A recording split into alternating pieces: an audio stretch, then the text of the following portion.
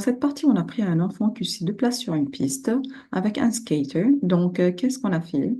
On a pris comme condition qu'il n'y a pas de frottement sur la piste. On remarque à cette position ici, donc où il y a une hauteur, l'énergie potentielle existe de pesanteur, mais pas de l'énergie cinétique puisque la vitesse est nulle. Donc, on remarque ici que la vitesse est nulle. Qu'est-ce qui se passe donc? Ici, dans l'histogramme, on voit que l'énergie cinétique est nulle.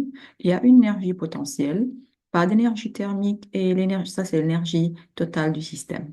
Donc, qu'est-ce qui se passe maintenant si ce garçon se déplace? Donc, on doit ralentir le mouvement et on commence à voir qu'est-ce qui se passe.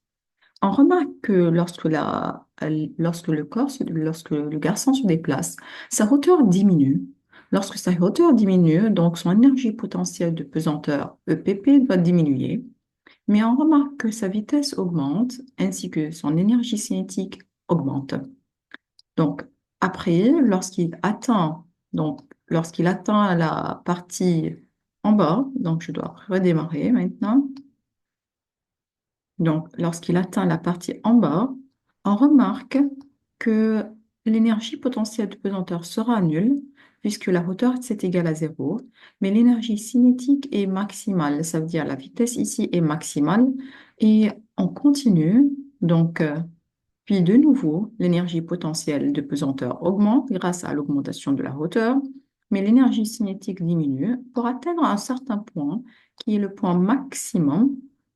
À la hauteur maximale, la vitesse ça sera égale à zéro.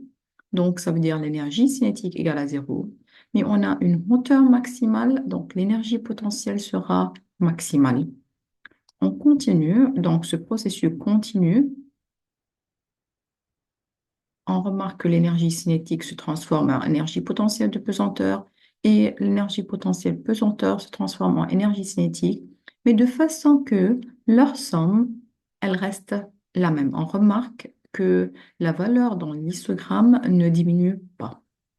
Et c'est ce qu'on appelle ici la conservation de l'énergie mécanique, c'est-à-dire que la somme ici, elle reste la même.